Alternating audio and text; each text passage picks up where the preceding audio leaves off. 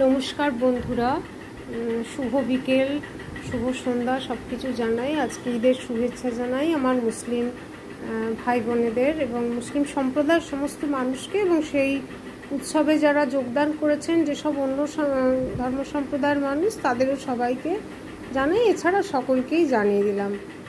আর আজকে বিশ্ব খাদ্য দিবসও বটে, কিন্তু সেখানে একটি মানে হিসাব দেখলাম যে এখনও কত খাদ্য নষ্ট হচ্ছে এবং কত লোক অনাহারে মারা যাচ্ছে, প্রায় কাছাকাছি পার্সেন্টেজ। মানে এটা দেখে আমি চমকে গেলাম যে এত চারিদিকে হাজার হাজার কোটি টাকার প্রকল্প ঘোষণা করা হচ্ছে, অথচ খাদ্য নষ্ট হওয়াটা আটকানো যাচ্ছে না। অনেক সময় এটা কালোবাজারিদেরও একটা কায়দা, ইচ্ছে করে খাদ্য গুদামে মজুত করে পচিয়ে দাম বাড়িয়ে দেওয়া জিনিসের। তো অন্তত অনাহারে মৃত্যু আর খাদ্য নষ্ট হওয়া, এই দুটোকে অবিলম্বে